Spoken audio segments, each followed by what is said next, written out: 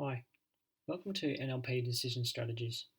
This is a short presentation specifically designed around decision strategies, and I am going to keep this brief. So, if you'd like any more information or on the complexity of NLP decision strategies, you can come to my website at www.braindrive.com.au, where you can contact me via email.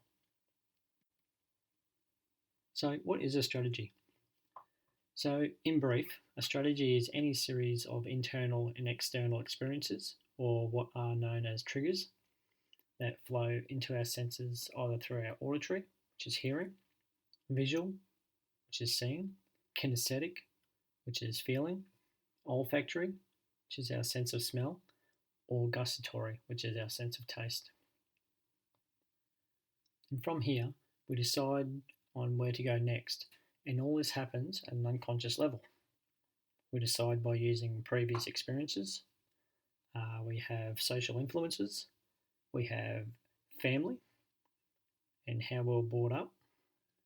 And sometimes even peer pressure has a role to play. Some decisions are helpful, and sometimes we can become indecisive.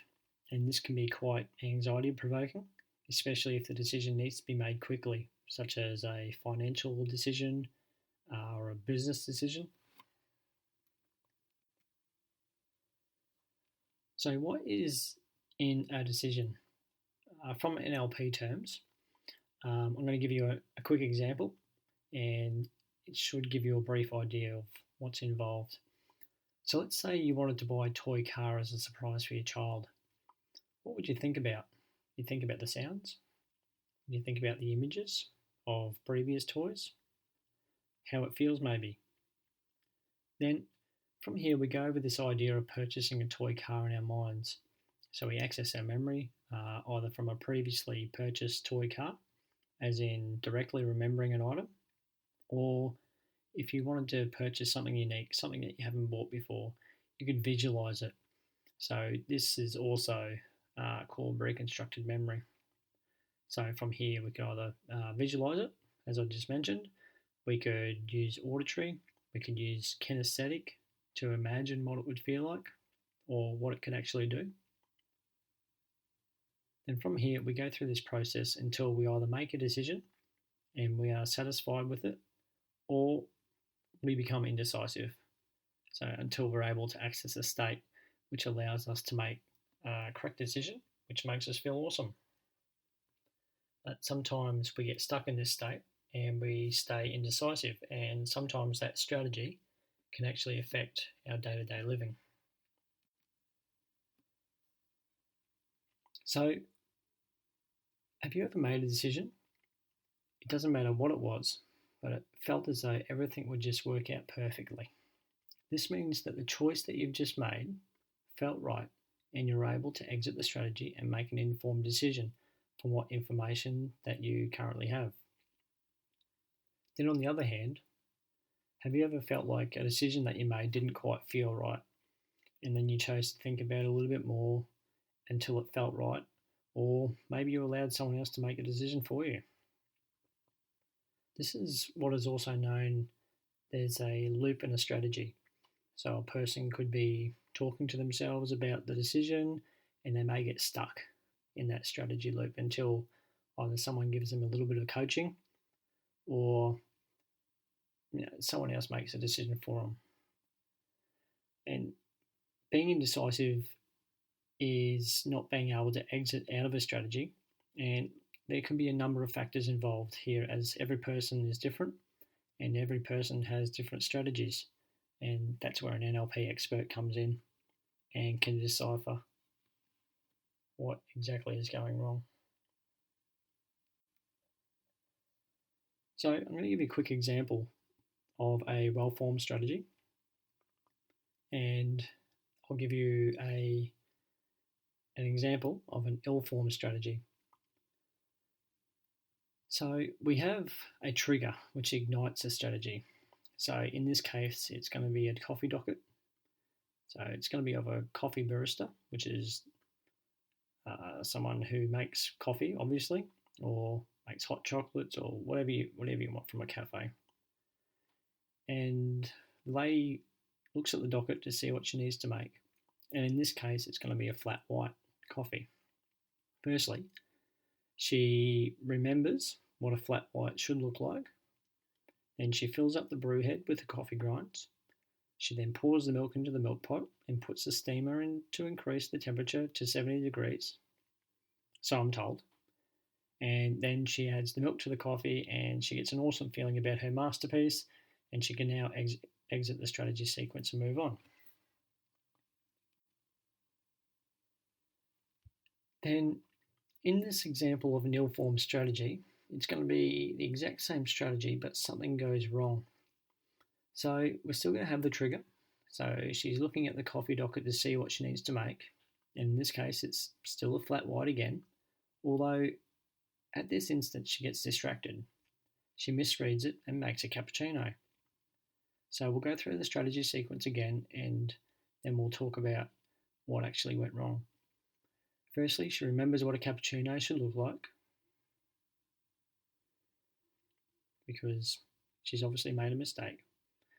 Then she fills up the brew head with the coffee grinds. She then pours the milk into the milk pot again and gets it up to 70 degrees. And then she adds the milk to the coffee, and then she goes to hand over the coffee to the customer, and this is where the customer says that the order is wrong. In this case, we can directly see where the barista has gone wrong in a strategy, and this is just to keep it easy. So instead of going through visual, so remembering what a cappuccino should look like, so visualizing something, then going on and filling up the brew head with the coffee grinds, there's been an auditory external interrupting her visual strategy sequence, and this is where it's all gone wrong.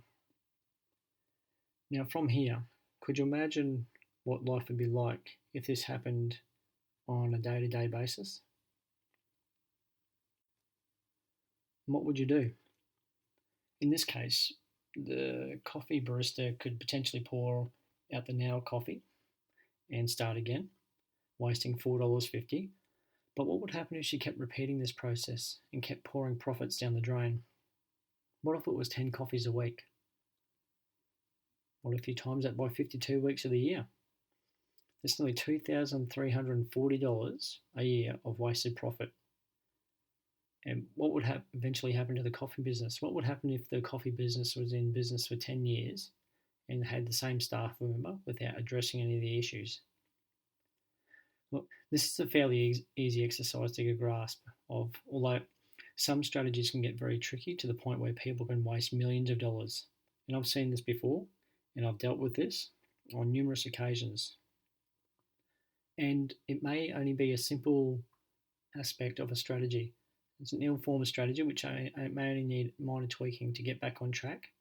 And this is where we can either interrupt an existing strategy or install a new one, or even redesign a new strategy which will work. So just touching on the last point around redesigning strategies, there's some ecological conditions which needs to be met when redesigning strategies. And during the stages of redesigning, there's 2 ecological conditions which must be taken into consideration for an NLP practitioner. The first is to ensure that you have minimum steps, and you also need to ensure you have the maximum bang for your buck. So an easy analogy that I use is in the process of baking a cake, you get all the ingredients together, you get a bowl, and you put the ingredients into a bowl in a certain order. It's important to take all the ingredients and put them in. In a recipe, there's a certain order or sequence of when the elements should go into the recipe. And so, if you put the elements of the cake into the bowl in the wrong order, or even in the oven before you put them into the bowl, you'll get a different outcome. And you've seen that just before with a well-formed strategy around the coffee barista and how the ingredients got put into the bowl differently as the auditory external interrupted her strategy sequence, and the output was a negative aspect. The second element that must be taken into consideration is that you must opt for a positive motivation. This means you should avoid all elements of positive or negative punishment and negative reinforcement. So anything that introduces stress or taking something away in order to achieve an outcome, because elements such as these create conditions that are not sustainable and they have the potential to cause stress or another negative emotional state, which can cause harm, which is not what we're here for. Some advantages of strategies: it's very solution orientated, it's very precise, it has the ability to change behaviours quickly when combined with a swish pattern technique. The client's representation of the world can be adjusted to suit conditions. You need very limited resources. The model is well tested with a high success rate, depending on the client's needs and wants. And look, there's infinite choices of strategies to utilise. But again, this will all be dependent on the client. Some of the disadvantages of an NLP strategy sequence is it contains a large theoretical base. It's a complex system, it's time consuming, requires skillful planning, and it can be a difficult implementation process. Now, these last 5 points are mainly aimed at the NLP practitioner or master practitioner, depending on what level you got trained at for NLP strategies. And it could take 3, 4, 6 months to learn NLP strategies back to front and able to implement it successfully.